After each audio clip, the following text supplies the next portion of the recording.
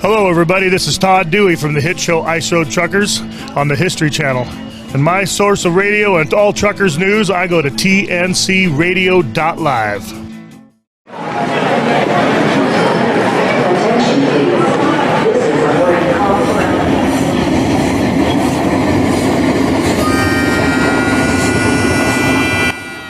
Hello, everybody, and welcome once again to The Train Station on tncradio.live. I'm Bill Waldrop, along with my co-host Jim Leaders, and our guest this week is Brad Joseph from Illinois, and he is actually a good friend of Jim Leaders, and we'll have a story on how they met and who they know in common, and I found out that I know some people in common with him as well, so that's kind of cool. Brad Joseph, welcome to the program, sir. Good morning, Bill and Jim. Great to be with you guys this morning. Well, we appreciate you taking the time to be with us and talk about your interesting life. Now, as we do with all our guests, Brad, we wanted to kind of start out as where were you born and raised, and how did you get into this crazy world of being a rail fan? And, you know, did you have family in the business, or what inspired you to do it? So, you know, kind of tell us something about you. Well, it is a bit crazy, isn't it? It's a very interesting lifestyle, really, more than even a hobby. But my grandfather was a car dealer, and he had some property in Arkansas. Okay. And he used to take my dad on train trips when my dad was a little boy down to his property in Arkansas, I don't know, often a time or two a year. And that's how my dad first got interested.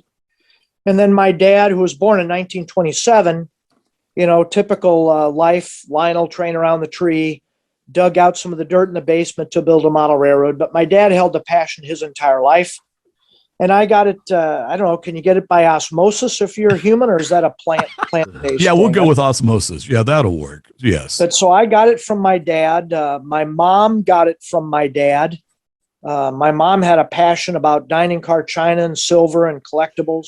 Oh, well, you were doomed from the beginning. I was doomed. There's no doubt. Now, my brother experienced all this stuff, but he never quite got the bug. It's very interesting what makes some people, quote unquote, get it and some don't. But I got it from my dad, whose main interest was models, followed closely by the prototype. And I'm pretty much the same way. Model railroading is about a 10 for me. And prototype rail fanning and riding trains and ice hockey are tied at about a 9. Ice hockey. Okay. Yep. Something we're not familiar with down here in Texas too much. Well, you should be. The Blues are down there tonight. They're playing the Dallas Stars tonight. Oh, okay. All right. Well, that's good. It's not Houston. That's Dallas. Well, I know. It's the same state. It's a small state. They're all pretty close together, aren't they? Yeah, you bet. Yeah. Yeah, the small little state of Texas. You bet. That's great. And you also do photography. Yep. You know, we want to talk a little bit about, you know, I know you says here your first camera you bought in 1964, things like that. Were you a rail photographer as a kid, and do you still have all your pictures and negatives? Oh, yes. My dad, every vacation we'd go on, laying in the front seat was the official guide. Right. And we'd pull over, and in those days, in the 60s, obviously, there were still a lot of passenger trains. And we shot the Olympian Hiawatha and UP trains and all sorts of trains. And my dad loved Super 8 motion picture photography. And Bill, he would edit and cut and tape and splice films together back in the 60s when that was pretty unusual. Yeah. And then he'd send them off to get sound striped. And for another hobby he had, he'd go around to schools and churches and service organizations and show travelogues of our travels out west. You know, there was no Channel 9. There was no Discovery Channel. People hadn't seen all these things all over TV. They didn't see a mountain goat scampering up a hillside. Right. Well, my dad loved doing that. And all these family movies / travelogues / home movies had trains in them at some point. We either rode trains, tourist rares, or rail fan along the way. So my dad bought me my first camera in Jackson Hole, Wyoming in 1964. And I still have that camera. I have about 250 slide trays full of slides and thousands and thousands more slides, all pretty well organized. One of my very first pictures was of a Union Pacific 3-unit turbine sitting on the ready track in Cheyenne, Wyoming. And so, yeah, I've always been a rail fan photographer, but I love family photography and wildlife photography and all that sort of thing as well. Now, was the turbine in operation, or did you just see it in person? Well, I never saw one run. I think it was just 64. The 3 units were still in operation. Whether or not this one was a dead one or waiting to run, I don't know. Right. My dad took me into the station, Cheyenne. We went upstairs to ask if we could walk over to see 844. And the guy said, no, you can't go see it. And my dad got a little aggravated with him. And so it was very unlike my dad, but he goes, come on, we're going anyway. And we just walked into the yards in Cheyenne and walked around over there by the roundhouse and everything quite a bit. And I will never forget standing next to 844 and looking up at those driving wheels, which were, what are they, Jim? Like 80 some inches, aren't they? Oh yeah. How old were you that year that you first saw I'd have been 6. Yeah, we're about the same age. Going to be 6, I guess. I was going to be 6, December 18th. I was born in 1958, so I was going to be 6. Yeah, I'm 59 here on the year. So, we are not of the age where we saw a lot of steam. It was pretty much dieseled at that point. What railroads did you grow up near? And, when did you see your first steam engine? That's actually an excellent question. The first steam engine I remember is UP844. At that time was 8444, I guess. Right. But I can remember seeing a lot of steam engines. I don't remember ever seeing any run in regular service. I do remember fan trips on the CB&Q. I actually grew up in a town called Fairview Heights, Illinois, right by the B&O, right by the Illinois Central, right by the GM&O, the Southern, the L&N. And I remember you saw some action then. A lot of trains running, yes. Right. And there was a small yard in the town where my dad had his business, a car dealership. And I can remember them watching them the Southern deliver automobiles by double deck open auto rack car behind our dealership. And I had to be pretty little then. I was too little to walk across the street by myself. I know that. Right. But I don't remember steam in real service actually at all. I have pictures of me on some Burlington fan trips that ran over the B&O outside of St. Louis. The Burlington had trackage rights over the B&O from East St. Louis to a place called Shattuck, Illinois. And there were quite a few fan trips. I got a picture of me and my mom and my brother in front of one. And I was probably 3 in that picture, but I can't really say I remembered. I seem to remember seeing my dad peering at me over a gondola. I took some of those fan trips back in August of '64 from the Illini Railroad Club out of Champaign, and we were on the main line up there at Aurora and Galesburg, and they always had a gondola on the extreme rear of the train. Yep. And that was all steam with the 4960 and the 5632. Now, did you get in on any of those mid 1964 trips? Well, not that I remember, Jim. Yeah. Not that I remember.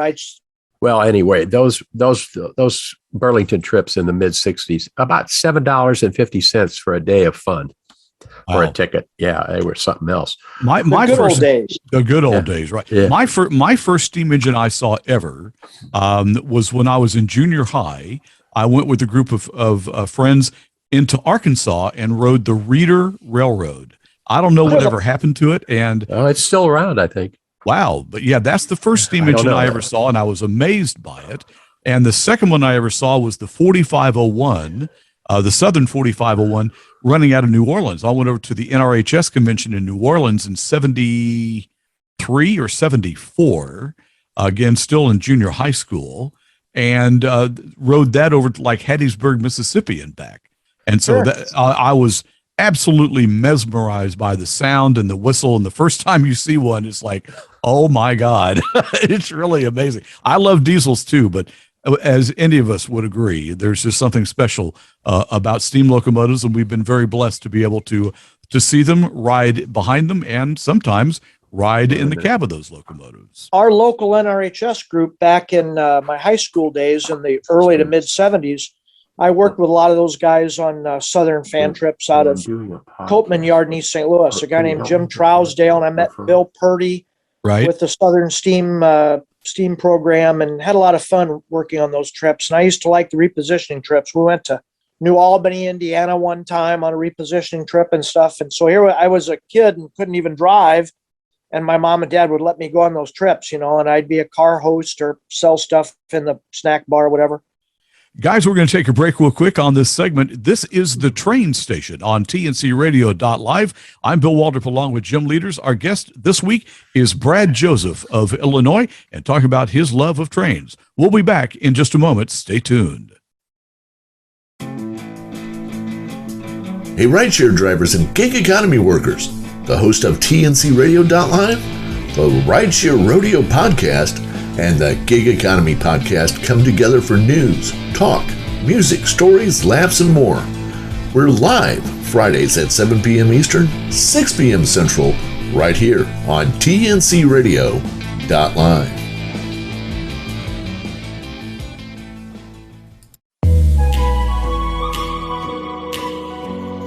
The late, great Mark Twain once said, "Quitting smoking is easy.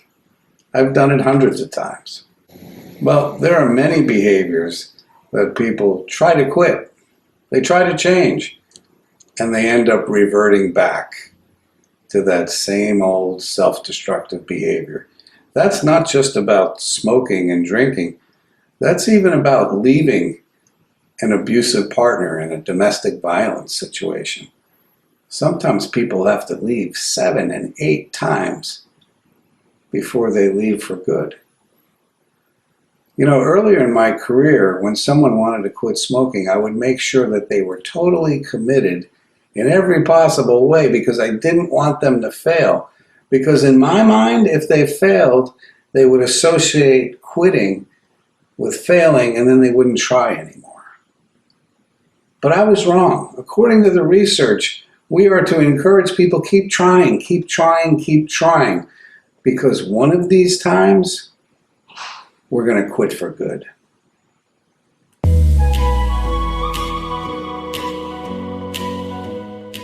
Be sure to listen to Building Strong Minds with Dr. Chris, Mondays at 7 p.m. Eastern, 6 p.m. Central, right here on tncradio.live. Welcome back to the Train Station on tncradio.live. I'm Bill Waldrop, along with my co-host Jim Leaders. We can be contacted via email if you have any questions or comments about the program. We are at houstonrailfans@gmail.com. Our guest this week is Brad Joseph of Illinois. He is a good friend of Jim Leaders. And with that being said, Jim, I'm going to turn it over to you. Have at it. Go for it. Okay, thanks, Bill. And again, good morning, Brad. And again, Brad lived in Belleville area, Illinois, and I was from Edwardsville. And I met his father and son on a trip in August of 1964 to Mexico, a railfan trip that lasted about 3 weeks. And we just went everywhere and in Mexico, behind steam, behind diesels, narrow gauge. What a great trip. And then when I drove back with them, and that's when I met Brad and his mom. And so we go back that far, Brad, on August of 1964. A lot of water under the bridge. Yeah, I'll say. They say. And then we became friends for many years after that. And I would always visit them when I lived in Colorado because I'd come back at Christmas to see my family, and I'd always get together with them. But let's talk. I slept on your couch on occasion or two in Rollinsville. Oh, that's right. When you came, Yeah. you were out there in Colorado visiting the Moffat Tunnel. Great place. But let's talk about your college days and where you went and how the Union Pacific played such an important part in your life. Well, so Jim, as you know, I've always been a Western history enthusiast of all kinds: the Indian Wars, the opening of the West, the mining frontiers, Wells Fargo stagecoaches, all that kind of stuff. And you know, what railroad is better to personify the Old West than the Union Pacific, right? I mean, the film Pacific, the Indian raids at Plum Creek, Nebraska. Everything. And so I went to, where would you go to college? University of Wyoming, Laramie, Wyoming. Right. And so I went there with some educational goals in mind, but generally the goals were railfan oriented. There you go. Right. And I spent a lot of time and had a lot of fun. I got to hang out at the Amtrak station, sell tickets when the ladies that worked there would take breaks. I got to know a lot of people in Cheyenne, and got to photograph the old Hans Peak branch that ran out of Laramie. And that was during the days when John Boehner and the guys were rebuilding the 3985 in Cheyenne. And I was very excited to get to photograph the very first run of that engine. I watched it come out of Cheyenne Yards from the embankment of the CNS overpass. And then I chased it down to LaSalle, Colorado. And in LaSalle, Colorado, I'm standing next to a couple guys, and this one fella comes up to me and goes, well, what do you think about this shot and this angle and this sun and blah, blah, blah. I said, oh, yeah, this is where I'm going to shoot from. He goes, oh, what's your name? I said, I'm Brad. How are you? He goes, I'm Dick Kindig. Oh, my goodness. Oh, wow. and at that point, Dick Kindig had always been one of my favorite photographers because I'd always read Trains magazine all the time. I don't know if I'd ever seen a picture of the guy and I didn't recognize him. But so here, Dick Kindig was asking my opinion on sun angles and photo locations. Yeah, that's pretty good. And I've got an autographed photograph from Dick Kindig on Kindig Curve, a big boy in Kindig Curve in Sherman Hill. Oh, wow. Hanging in my basement. But regardless, so I got to see the first run there. And then when the doubleheader left for the opening of the California State Rare Museum in Sacramento, I covered that for Passenger Train Journal. And I chased the doubleheader over Sherman Hill on all the access roads with my other good friend, Harold Edmondson, and his friend, Bill Bodkin. Harold Edmondson was an editor of Trains magazine at the time. Right. And I got a hole in my gas tank, and I had to peel off at Rollins, Wyoming, and Harold had to hitchhike the rest of the way. But that's how I ended up in Laramie, Wyoming. Uh-huh. Now, let's talk about your other favorite hobby, and that's model trains. Yep, and yes, your indeed. many layouts. Your dad had one that was just gigantic, and you helped build that one, and now you have your own at home, right? Yep. Oh, yeah. Mine is Sherman Hill, Laramie to Cheyenne, Wyoming, and then I've got a segment with the Utah Canyons extension, I call it, with Echo and Weber Canyons. And all my scenes are built after prototypical locations from favorite photo angles that I've actually taken pictures of. Now, do you build this, or do you have a group that helps you? No, I build 99.78% of it myself. Oh, my goodness. And how many engines you have? My wife is in the room, so I don't know if I can answer that. Okay, that's classified. But All I've right. got about 75 locomotives, all Oh, kinds my of gosh. UP locomotives. And plenty of passenger cars and plenty of freight cars, right? Yeah, I've got 8 passenger trains I run regularly on my railroad, which is a little unusual in this day and age. The current day model railroader, they don't have as much experience with passenger trains as I had. But so I got City of Los Angeles, San Francisco Overland, train number 4, the Utah, which is a mail train, and all the cars are modeled with the proper car numbers from a consist on a particular day. Oh, my And goodness. basically, my railroad is generally dated October 30th, 1954. 54 was my hockey number. Uh-huh. And so they were on the Milwaukee by that time.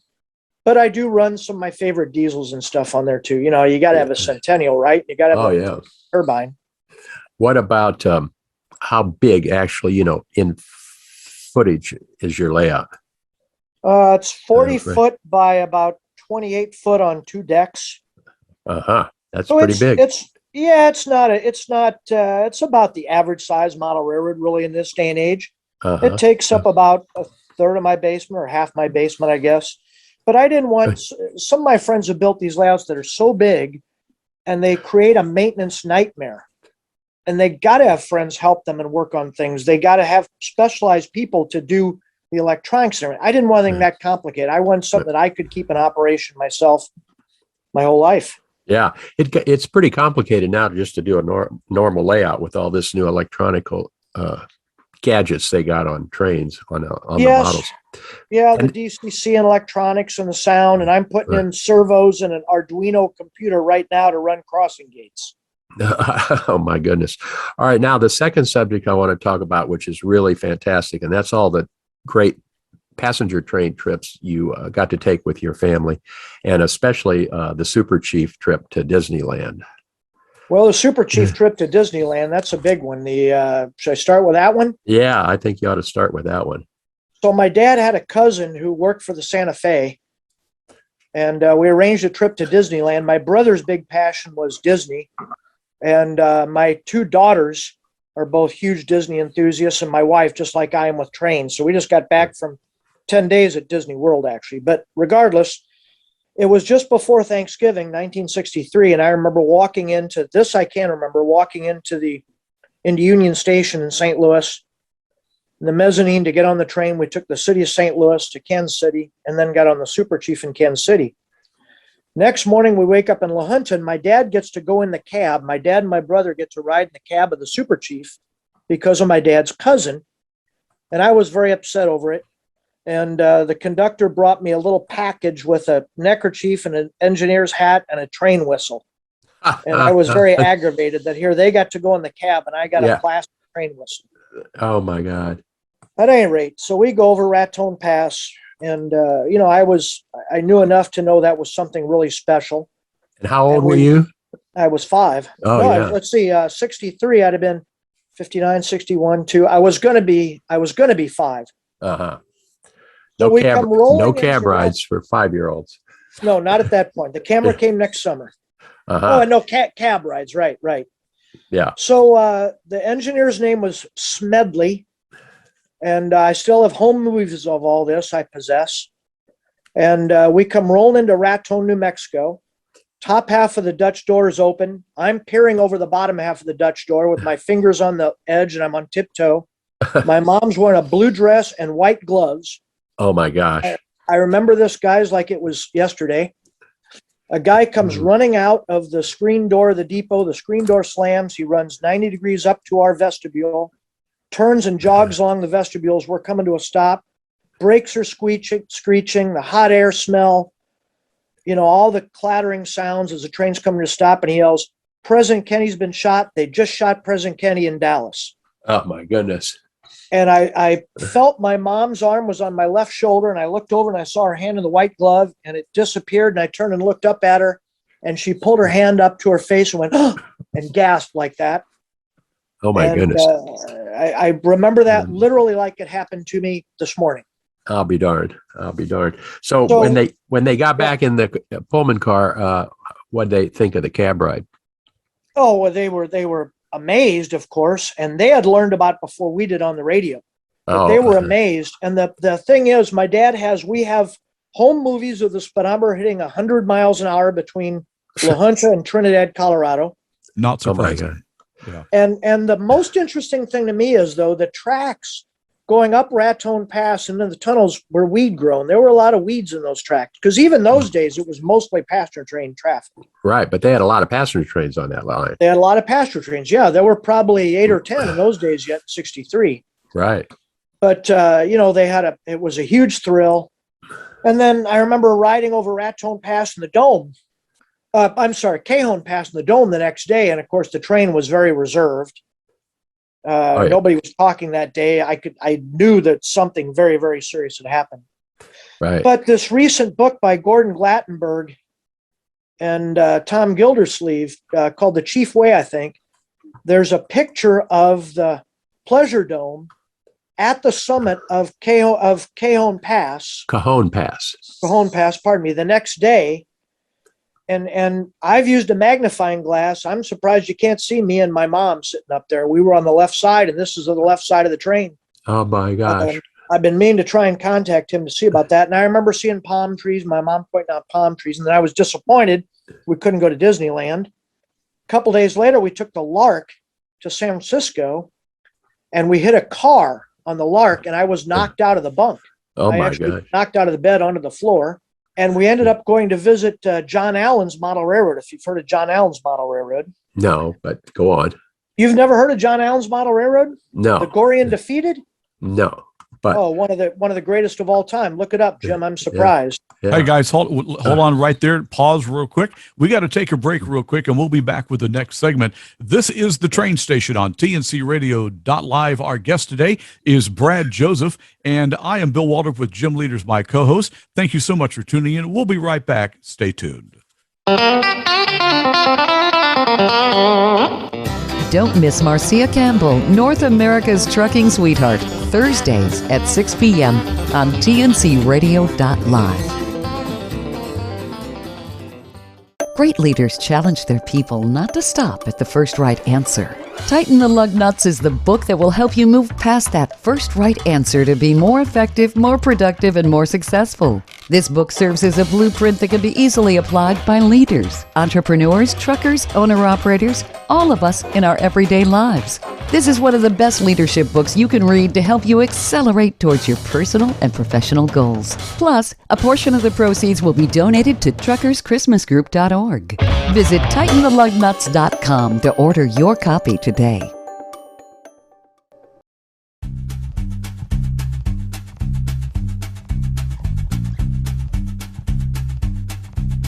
Welcome back to the train station on TNCRadio.live. I'm Bill Waldrop with co-host Jim Leaders. Our guest today and a good friend of Jim Leaders is Brad Joseph of Illinois. Guys, I'm going to let you pick it back up on the last segment. We ended when you were riding on the Super Chief. Y'all were trying to get to California to go to Disneyland, which was closed because of the assassination. And but you ended up detouring and going elsewhere and other trips after that. Take it away. Well, let's talk a little bit more about your experience on the Super Chief. Did you meet anybody interesting? Well, not that I recall at that point. That was my only trip with the Super Chief. But my dad, I do have a good story about my dad on the Super Chief. Well, let's hear that. He and my mom were coming back from L.A., and they got on the train at the station and at L.A. Union Station, got hold of the maitre d' and said, hey, is anybody, I'd like to reserve the turquoise room tonight for dinner. And the maitre d' told him, I'm sorry, Mr. Joseph, someone already has it. But there's just two people. I'll ask and let you know later if they mind if you join them. So later on, they're riding eastbound, and the maitre d' comes up. He goes, Mr. Joseph, the gentleman says it's fine if you and your wife join him tonight for dinner in the Super Chief, or in the turquoise room. So they head over to the turquoise room to be prepared to prepare themselves for a nice champagne dinner, I think it was called. That's and right. The guest in the turquoise room was Richard Burton. Oh, my goodness. Oh, my God. Yes. So now all these years we've told this story, and my mom and dad never really talked too much about what they talked about, if at all, and maybe they kind of ignored each other. But one day at a Christmas open house, I was talking to some friends, and somebody said, well, Brad, that's interesting. Who was Richard Burton with? Did they meet Elizabeth Taylor?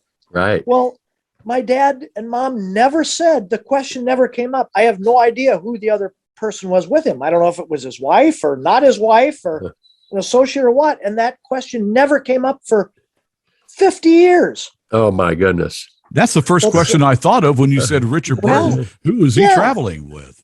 And so I've asked all my friends that knew my dad very well. In fact, I asked Jim the other day, did my dad ever tell you who he was with? But he never did. Never did. Well, that's a great story. Now, let's talk about a great trip that you and some friends from Belleville took a few years ago to Cuba, which I find very interesting. And tell us all about Cuba.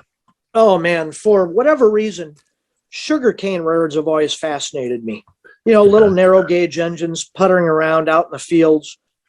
So we wanted to go to Cuba for a long time. It was very hard, as you know. Yeah. And my dad and I tried a couple times. Well, we finally got the opportunity in 2018. Now, there was, at the time, still a couple engines that are used rarely in service, steam engines. But so my wife and my oldest daughter, Whitney, who's traveled all over the world, she went to school. She actually went to school in China, not as an exchange student, but as a student. And she traveled by train all over Southeast Asia. She went along. My best friend, Steve Goring, went along. I've been a very lucky guy to have two best friends in my life, my friend Steve Goring and my friend Lynn Motinger from the Strasburg Railroad in Pennsylvania. At any rate, so we all fly to Cuba for 2 weeks, and it was the greatest experience really I've ever had. The country's amazing. We spent 3 days in Havana, which is a whole different world from the rest of Cuba. And then we flew to Trinidad, and we got on an RDC car pulled by an old Russian rail car. Oh, my The goodness. RDC car was broken down. They didn't have any parts to fix it. But it was one of our EMD or whoever made those. Yes. Bud. It was a Bud RDC car. Bud. Yeah. And holes in the seats just beat to hell, as most everything is in Cuba. Although the tracks are amazing. The Russian railroads rebuilt almost all their mainline railroads in the early 2000s. Concrete ties, beautiful high iron, hardly any trains. What trains you see are just beat to hell. The general manager, Jefe Carlos of the Cuban National Railway System, rode with us the whole time. Fascinating guy. We rode 5 different steam engines. I got to run one. My daughter and I are in the cab of one steam engine, running through some little town. The fireman's on the tender trying to break up some coal, and the engineer climbs out of the cab and goes back in the tender, and he climbs down the ladder of the back of the tender, disappears. And there's my daughter and I in the cab of the steam engine, and we're running it down the tracks, blowing the whistle, and Oh my goodness. and we had some adventures. My friend Steve got very, very sick, but the people were wonderful. The scenery is wonderful. The trains are very interesting. The passenger trains are horrible. How's the food? The food was very similar in most places. A great variation. You go to some nice hotel, some nice restaurant, or some little family-owned place, and the food was fantastic. Huh. At the typical tourist places, the food was very generic. My wife loved the food. My daughter loved the food. But it was a tremendous experience. I made some very good friends in Cuba. They were very forthright and forthcoming about their culture, their societies. They took us into places where ration books and ration stores had to be used, and the shelves were bare. Wow, it was something. Brad, I want to go back when you talked about the engineer disappearing. Can you assure us that he did come back at some point and stop the train? And how long was he gone? Well, it seemed like he was gone half an hour. It was probably 5 minutes.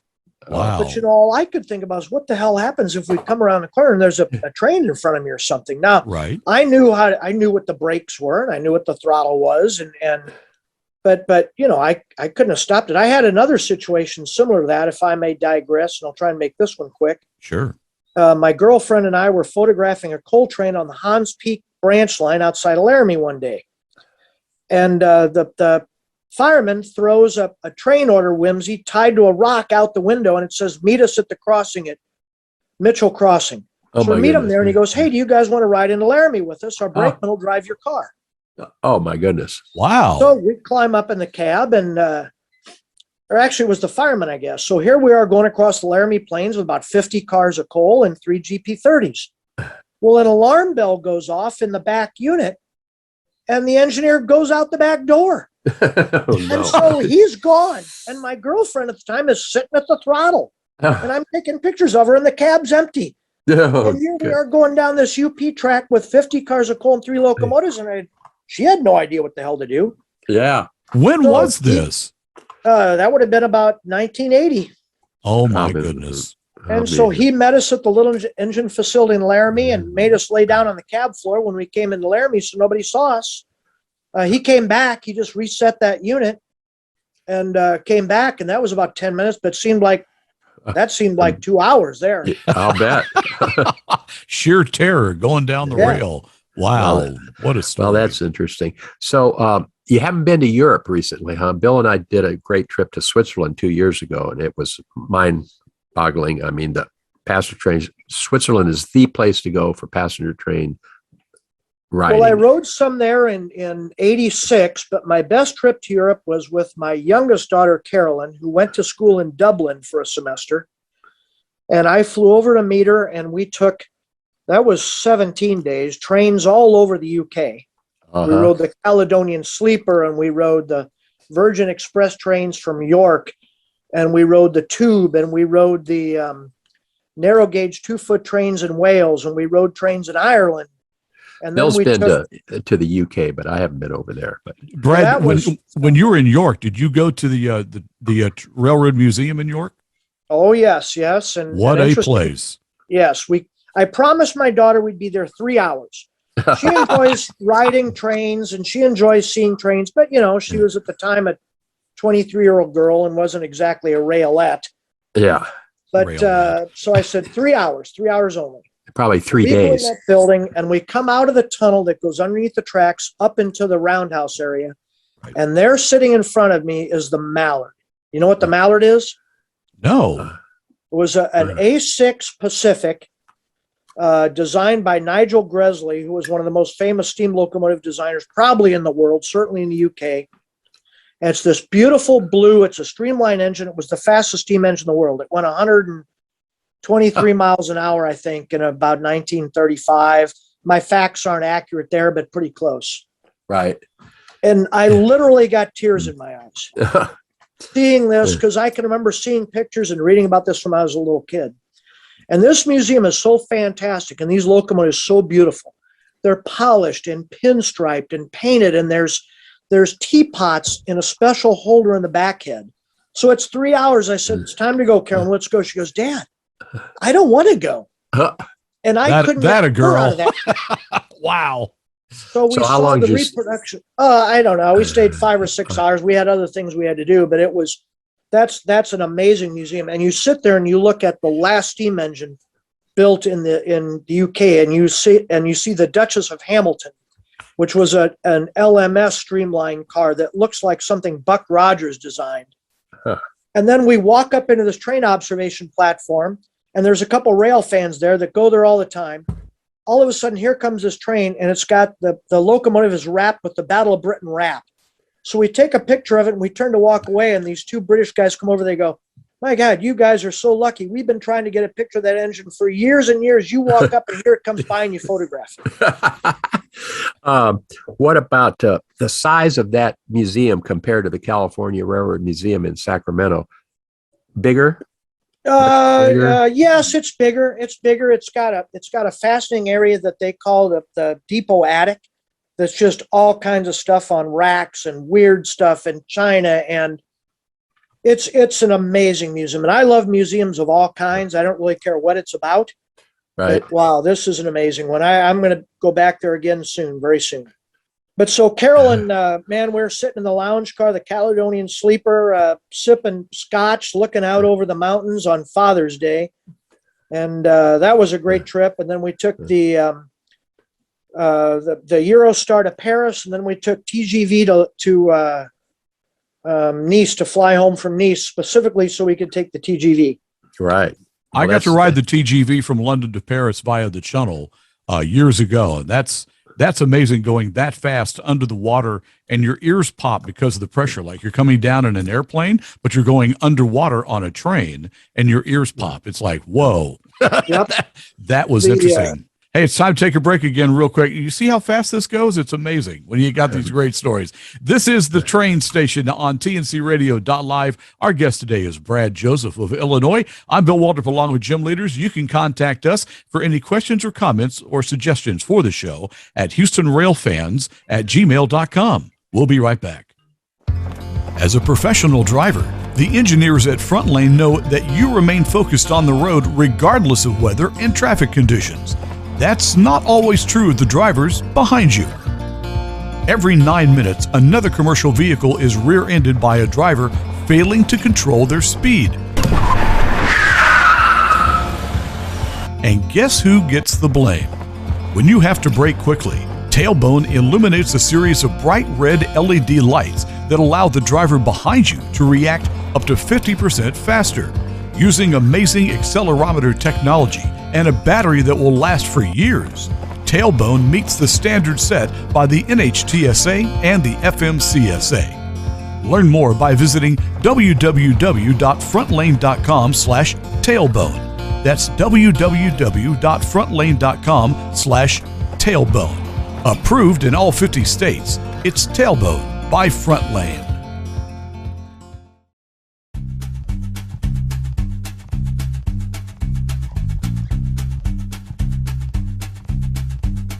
Welcome back to the train station on TNCRadio.live. We appreciate you tuning in.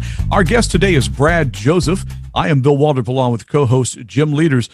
Brad, we've been talking about your trips across the country and around the world, fascinating trips.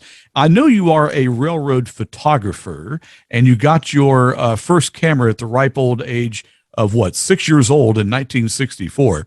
What kind of camera do you use today? What's your favorite lens? And do you also operate any kind of drone equipment for photography? My camera choice today is a Nikon D5000. I've always shot with Nikons, and One of the things that sold me on Nikons, which Jim may or may not remember, is he elbowed me on the private car Nomad on the Durango and Silverton and knocked my Nikon out of my hand into the yards as we were coming back to Durango. You remember that, Jim? No, I don't recall that day. Well, that's a fact. And the man. Nikon survived the fall. I got off the train and went back at the entrance of the yards, and it was just fine. So I decided at that point I'll stick with Nikon. That's a funny story. My favorite lens is a 28 to 35 millimeter wide angle, very fast lens. But That's I love very I'm not wide a big angle. telephoto guy. Yeah, I love those because I love taking interior photographs of trains and buildings and museums and homes, and I like beautiful, wide-ranging landscapes where the train is a relatively small component of the photograph. Gotcha. I do have a YouTube channel, of course, with some of my train. They're almost all just like slideshows set to music. It's just under Brad Joseph. And I got Cuba, and I've got the Santa train, and I've got on the Clinchfield, and I've got the European trip and the Cuba trip and all sorts of things on there. I would love to check that out. That'd be awesome. Yeah, tell us your YouTube channel. It's just Brad Joseph. And just type that in there; it'll bring them up. Yeah, that's amazing. Now there's 3 or 4 Brad Josephs, but there's only one with trains, and there's a picture of me with the on the Cumbres and Toltec with I'm on the you see the locomotive in front of me. I'm on the platform in the first car. I just rode that a couple of months ago. Actually, on 2.5 months ago on October 1st. We have a group that rides that every October 1st. Every year, and I go about every other year. No. Yeah, I've been on it 4 times on October the 1st, including 2019. Do you know Steve Watrous? No, I don't believe I do. Well, wait a minute. He is a docent with that group. We were there 2020. Yeah, he's a docent with the line, and he puts a group together, and always have the rear parlor car. The 2 rear cars on the train usually around October 1st, coming out of, we usually go to Antonito and ride it back to Osier and then back down to Chama. So that's how we normally ride it. October 1st, the weather has been fantastic. 5 years that I've ridden on October 1st. The aspen's so bright, they hurt your eyes. That's right. And that's why we do it, because of the color change. We'll have to talk off the air about hooking you up with Steve and our group. It would be great to have you as a part of our group. It's a wonderful group. Jim, I'm going to let you take it from here. I know you want to talk about the NMRA and things like that. So go ahead. Okay. Brad, I know you're with the model, the biggest model train group in America. I believe it's the in the world, actually. Oh, really? Okay, so first tell us about NMRA and then your big convention coming up in the summer of 2022.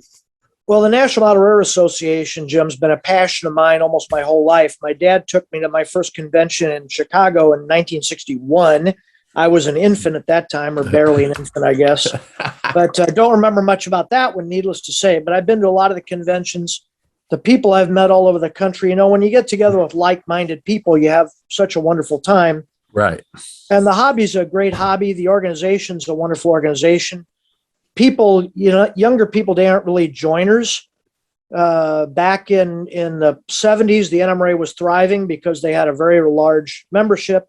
But the biggest thing that they've done is they've created these standards that you can go into a hobby shop in Sao Paulo, Brazil, and buy a model Brazilian locomotive, and it'll run on tracks made in China or in Russia, or a guy's model railroad in Canada. And you alluded before about all this new technology stuff, this digital command control stuff. You can buy an engine equipped with a decoder from one manufacturer. The locomotive is another manufacturer. Your train track is a different manufacturer. And the system that you run it all with is a different manufacturer, and it all works perfectly. It's all directly as a result of the standards created by the National Model Railroad Association. I'll be darned. And how many members around the world? About 24,000 right now. The majority of the United States. After that's UK. Quite a few in Asia. There's a big contingent in Japan. But we're having what's really the worldwide convention in St. Louis in 2022. It got canceled in 2020. We all know why. We were ready to have it. We were just about ready to go. We had to cancel it in March. But we'll have people from, with some luck, 17 countries, depending on the virus scenario. Right. We have 69 home layouts in St. Louis that'll be on tour. We have right now about 150 clinics scheduled. We'll probably be up to 300 clinics scheduled on everything from the history of sugarcane railroads in Louisiana to positive train control to how to scratch build a semaphore or a depot or a steam engine, how to build your own computer to run your trains. We have model contests and all sorts of things. With all that going on, though, Brad, how long is this convention? 3 weeks? My goodness, that's a lot of stuff. 7th through the 13th of August. Okay. And it'll go we have activities from 8 in the morning until 10 at night. You're actually going to be able to go to 69 homes to visit their layouts. Yep. I'll be darned. Are they coming all the way over to Illinois or just in St. Louis? Oh, yeah. Oh, no. They're coming to Illinois. They're going as far as Jefferson City, Missouri, and as far as Springfield, Illinois. Oh, my goodness. Now, some people, we have more layouts than that, more world-class layouts than that in St. Louis, but some people are a little bit concerned about having, strangers in their basement, which is why we had to cancel it, of course, in 2020. But it should be a Grand Slam convention. I was working out this morning, getting ready to talk to you guys. There's 4 of us running the convention and help from a lot of other people, of course. Right. Now, tell us the website in case we got some modelers out there that don't know about this that might want to come to St. Louis. Gateway2020.org. And we have 2 very good videos on there, by the way. There's a 2-minute video, and there's a video from a YouTube TV show called What's Neat with Ken Patterson. That's a 10-minute video. And they're both pretty entertaining with pictures of the layouts and some fun stuff on there about the things we're going to do. And, we're going to have private tours of Union Station, and we're going to have prototype tours to the hump yard at the Terminal Railroad Association Madison Yard. We're going to have a train on the Terminal Association Railroad. A train ride around St. Louis. Yep. I think Martha's helped the guys arrange that, if I'm not mistaken, our mutual friend. Right. Well, that's good. Well, it sounds like an exciting August coming up. Can't wait. It's going to be entertaining. Hey, Brad, we've only got just a few minutes left here. What I want to kind of wrap up the show with is to find out, of course, we've been kind of restricted because of the virus around the world and travels and things like that. Do you have any current plans of traveling anywhere else in the country or around the world to do some writing and photography? And, if not, if you could go 1 or 2 places that you've never been, that are top of the list, tell me about those ideas of where you're going to travel or want to travel. Well, the top of the list, no doubt, would be Patagonia. I'd like to go to Argentina or Chile. There's still a couple steam trains that run on occasion there in regular service. My oldest daughter went to Patagonia on her honeymoon. She's a mountaineering buff, and she and her husband named their first child after a glacier in Patagonia. Wow. At any rate, that's no doubt. That'd be number 1. I'd pack up and go there tomorrow.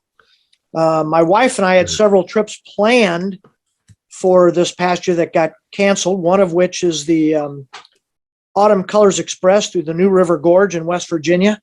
Nice. We still got tickets, our deposits on hold for the tickets for that for next year. I hope that runs. They did cancel that trip in the New River? Yes, they canceled it just about a week and a half ahead of time. In fact, I was on the SAL lounge car. The Hollywood Beach. The Hollywood Beach. Yeah. And the owner of that car, Keith, he was headed out that way. He didn't know it had been canceled. They hadn't told him yet. And I told him. I was the guy who told him. Oh, my goodness. Yeah. Keith White, great guy out of Chicago in that private car, the Hollywood Beach. Very interesting guy. Turns out we got mutual friends. And it lives at Union Station, Right. Yeah. Right. We've known him through Aprico. He's been a member for a long time. Rocky Mountaineer in Canada. We hope to set up a family trip there. As far as my wife and I are planning an extensive trip back to the UK. Switzerland. Switzerland is a place I really, really want to go badly. That's the place. Now, you have not been to Switzerland before? Yep. I went there skiing in '86 and luckily got snowbound in Zermatt and had to take trains back to Cervinia, Italy. Yep. And that's where I ended up riding a bunch of trains and had a lot of fun. It was all extemporaneous. Ended up in Turin and Milan and rode across Domodossola.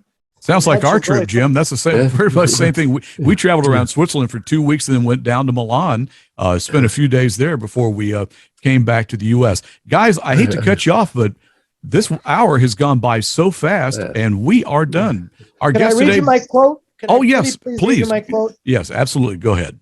I love railroad photographers in general. Lucius Beebe was a fascinating guy. And here's the only quote I've ever come across that sums up what I feel about this whole hobby, this interest in trains and rail fanning and railroading. And he's writing about his book, When Beauty Rode the Rails.